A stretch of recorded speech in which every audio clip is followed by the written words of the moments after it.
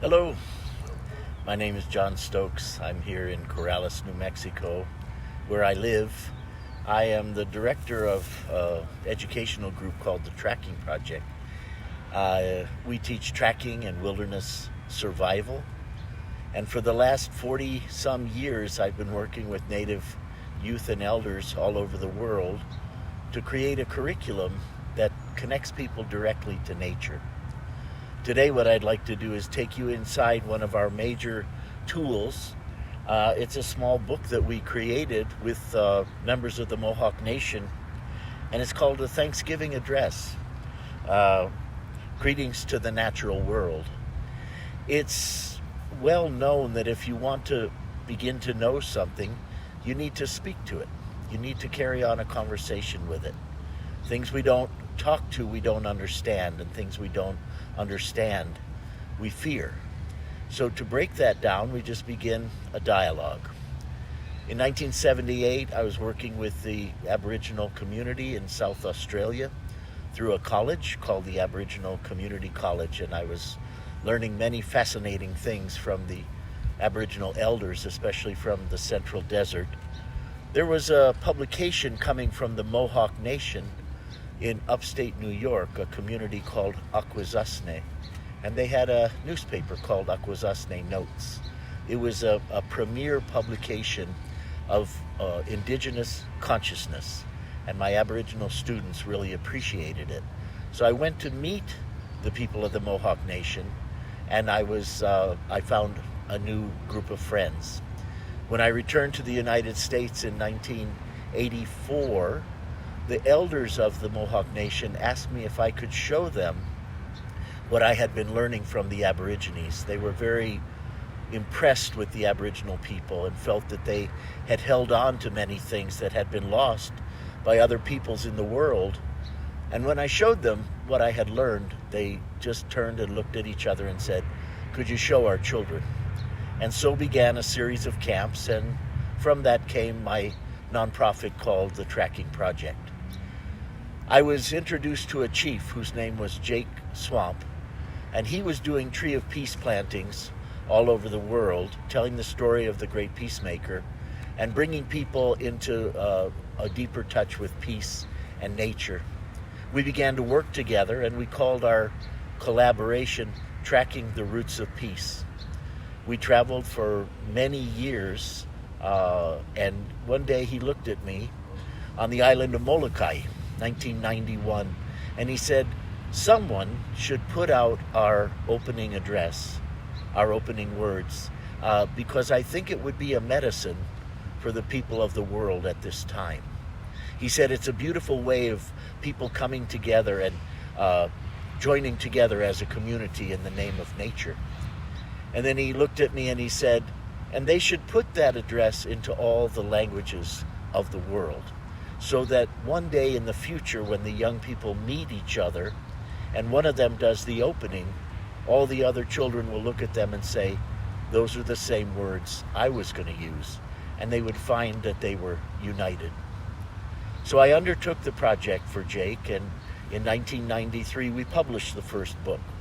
We put it out in a small version so that you could put it in your pocket and take it with you into nature.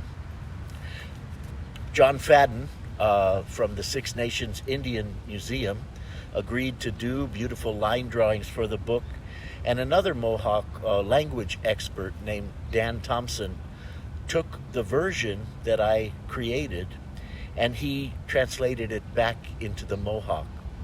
It was amazing how we all worked together, the text, the images, and the Mohawk. And if there was a problem in translation where it couldn't be expressed in English or it couldn't be expressed in Mohawk, we would change what we had said so that it became this seamless little book. I'm going to take you inside the book in a moment, and I'm going to read it because I want to show you how you could take this book and make it a part of your life. We need to remember that everything that is alive has a spirit. Everything that's alive has an intelligence. Everything that's alive has a desire to be appreciated. And everything that's living here on this planet has the right to be defended. So with that in mind, I'd like to share a little bit of how you might use this book. Just for your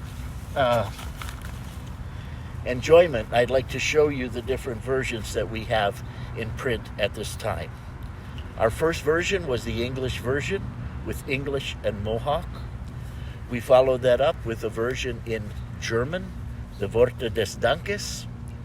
Our friends from Sweden said, we have a lot to be thankful for, and we were working with the Sami people there, and we came up with this version called Taxegelsen.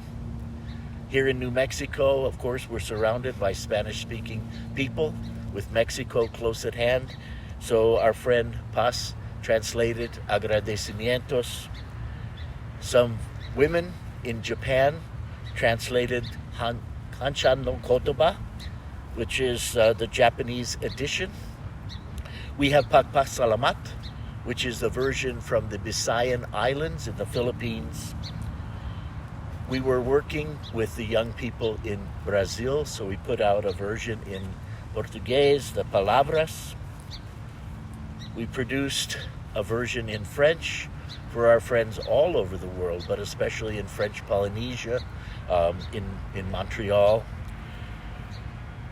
Our friend Miki Mayashiro translated it into Hawaiian. And so for our Hawaiian friends, we have the Ha'iolelo Ho'omaikai. And our next to last version was the Italian. Someone called us and said, we have lots to be thankful for here in Italy. So on we go. And our most recent edition, which we undertook with some people from Onondaga who were going to play a lacrosse game with the Israeli lacrosse team, we came out with a version in Hebrew. These 11 language editions are all available through the tracking project, and the address and how to receive them will be shown in the message below the video. It's worth noting that one day, around 2007 or so, my assistant called me and said, John, I just got my new passport. She said, and there's a visa section and the Thanksgiving address is in it. I was worried, but I called Jake and he laughed and said, oh yeah, the passport guys called me and asked if they could use the Thanksgiving address in the passport. So if you'll look in your United States passport, if you have one, and go to the visa page that has the totem pole and the grizzly bear, you'll see a greetings and thanks to the animals and all that they have to teach us. This is probably in now more than 200 million passports. So the little book has a power and a life of its own. My friend, native scholar John Mohawk, used to remind us in his talks that for the first several hundred years of the history of the United States, as it were, there was a thin ribbon of European possession, and all the rest of the continent was Indian country. So when they went out into the woods, they would encounter the Iroquois people, and Benjamin Franklin and his young protege, Thomas Jefferson, would go among the Iroquois and listen to them. The Iroquois had a long oration. In the old days, we used to call that an address, like the Gettysburg Address. And because the address seemed to be giving thanks, they called it the Thanksgiving Address. This is the word we know it by in English, but the Iroquois people have it in their own language, and it's usually called the opening. It's translated as the words we say before we do anything important. And if you go among the Iroquois, you'll find that every meeting, every conference, every dance is begun with these opening words. I'll read from the introduction that I wrote because it explains how the project came to be. These words of thanksgiving came to us from the native people known as the Haudenosaunee, also Iroquois or Six Nations, the Mohawk, Oneida, Cayuga, Onondaga, Seneca, and Tuscarora of upstate New York and Canada. The Thanksgiving Address has ancient roots dating back over 1,000 years to the formation of the great law of peace by a man called the Peacemaker and perhaps before that. Today, these words are still spoken at the opening and closing of all ceremonial and governmental gatherings held by the Six Nations. A speaker is chosen to give the Thanksgiving greetings on behalf of the people. They choose their own words, for we are all unique and have our own style, but the general form is traditional. It follows an order in which we can relate to all of the creation. The address is based on the belief that the world cannot be taken for granted, that a spiritual communication of thankfulness and acknowledgement of all living things must be given to align the hearts and the minds of the people with nature. This forms a guiding principle of culture. We believe that all people at one time in their history had similar words to acknowledge the works of the Creator. With this in mind, we offer these words in a written form as a way to reacquaint ourselves with this shared vision. Our version of the Thanksgiving address has been modified for a young, general audience. It has been shortened, and many specific references to the culture of the Six Nations have been generalized. We hope that this will enhance the accessibility of the words for readers from around the world. It was Jake Swamp's original vision that this address would go out to the children of the world, so that later in life, when they go out and meet one another, they will find they are all coming from the same place. This booklet is printed in the Mohawk and English languages. Other editions are available in the languages that I mentioned. You are invited, encouraged to share in these words, that our concentrated attention might help us rediscover our balance, respect, and our oneness with nature. And now our minds are one. If you had this book and you had it in your pocket, you could take it out and you could begin to read the book. You could, over time, begin to say your own version of each of the entries until one day you could have this memorized to say it for yourself wherever you go. Some people like to take the book and pass it to the next person around a circle. Some people like to do that at their Thanksgiving meal. You could also take turns with different passages that you enjoy. The book is just a tool to help you access this beautiful attitude of gratitude.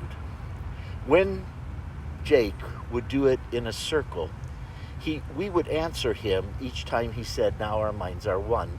We would answer with the word "to," the Mohawk word for "I agree." And sometimes when Jake said it, he would say "to" and answer himself to show us how to do it, where it comes in, how loud it should be. It helps the speaker know that everyone's still awake. You're not sleeping, you're not wandering in your mind. So I'm going to do as Jake did, and I'm going to answer myself and say "to." The people. Who needs to remember to be one with nature? We do, the people. So the people are first. Today we have gathered and we see that the cycles of life continue. We have been given the duty to live in balance and harmony with each other and all living things. So now we bring our minds together as one, as we give greetings and thanks to each other as people. And now our minds are one, told. The Earth Mother. We are all thankful to our mother, the Earth, for she gives us all that we need for life. She supports our feet as we walk about upon her. It gives us joy that she continues to care for us as she has from the beginning of time. To our mother, we send greetings and thanks, and now our minds are one, told. The waters. We give thanks to all the waters of the world for quenching our thirst and providing us with strength. Water is life. We know its power in many forms: waterfalls and rains, mists and streams, rivers and oceans. With one mind, we send greetings and thanks to the Spirit of water, and now our minds are one, told. The fish. We turn our minds to all the fish life in the water. They were instructed to cleanse and purify the water. They also give themselves to us as food. We're grateful that we can still find pure water. So we turn now to the fish, and we send our greetings and our thanks, and now our minds are one. Toll. The plants. Now we turn toward the vast fields of plant life. As far as the eye can see, the plants grow, working many wonders. They sustain many life forms. With our minds gathered together, we give thanks and look forward to seeing plant life for many generations to come. And now our minds are one. Toll. The food plants. With one mind we turn to honor and thank all the food plants we harvest from the garden. Since the beginning of time, the grains, vegetables, beans, and berries have helped the people survive. Many other living things draw strength from them too. We gather all the plant foods together as one, and we send them a greeting and thanks, and now our minds are one. Toll. The medicine herbs. And now we turn to all the medicine herbs of the world. From the beginning, they were instructed to take away sickness. They are always waiting and ready to heal us. We are happy there are still among us those special few who remember how to use these plants for healing. With one mind, we send greetings and thanks to the medicines and to the keepers of the medicines. And now our minds are one. Toll. The animals. We gather our minds together to send greetings and thanks to all the animal life in the world. They have many things to teach us as people. We see them near our homes and in the deep forests. We are glad they are still here, and we hope that it will always be so. And now our minds are one. Toll. The trees. We now turn our thoughts to the trees. The earth has many families of trees who have their own instructions and uses. Some provide us with shelter and shade, others with fruit, beauty, and other useful things. Many peoples of the world use a tree as a symbol of peace and strength. With one mind we greet and thank all the tree life, and now our minds are one. Toll. The birds. We put our minds together as one, and we thank all the birds who move and fly about over our heads. The Creator gave them beautiful songs. Each day they remind us to enjoy and appreciate life. The eagle was chosen to be their leader. To all the birds, from the smallest to the largest, we send our greetings and thanks, and now our minds are one. Toll. The four winds. We are all thankful to the powers we know as the four winds. We hear their voices in the moving air as they refresh us and purify the air we breathe. They help to bring the change of seasons. From the four directions they come, bringing us messages and giving us strength. With one mind we send our greetings and thanks to the four winds, and now our minds are one. Toll. The thunderers. And now we turn to the west, where our grandfathers, the thunder beings, live. With lightning and thundering voices, they bring with them the water that renews life. We bring our minds together as one to send greetings and thanks to our grandfathers, the thunderers, and now our minds are one. Toll. The sun. We now send greetings and thanks to our elder brother, the sun. Each day, without fail, he travels the sky from east to west, bringing the light of a new day. He is the source of all the fires of life. With one mind we send greetings and thanks to our brother the sun, and now our minds are one. Toll. Grandmother Moon. We put our minds together and we give thanks to our oldest grandmother, the moon, who lights the nighttime sky. She's the leader of women all over the world, and she governs the movement of the ocean tides. By her changing face we measure time, and it is the moon who watches over the arrival of children here on the earth. With one mind we send greeting and thanks to our grandmother the moon, and now our minds are one. Toll. The stars.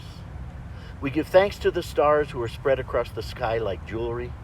We see them in the night, helping the moon to light the darkness and bringing dew to the gardens and growing things. When we travel at night, they guide us home. With our minds gathered together as one, we send greetings and thanks to all the stars, and now our minds are one. The enlightened teachers.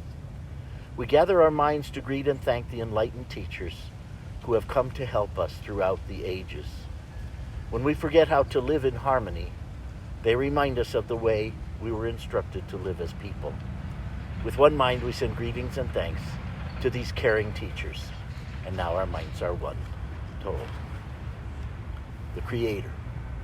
And now we turn our thoughts to the Creator, or Great Spirit, and we send greetings and thanks for all the gifts of creation. Everything we need to live a good life is here on this Mother Earth.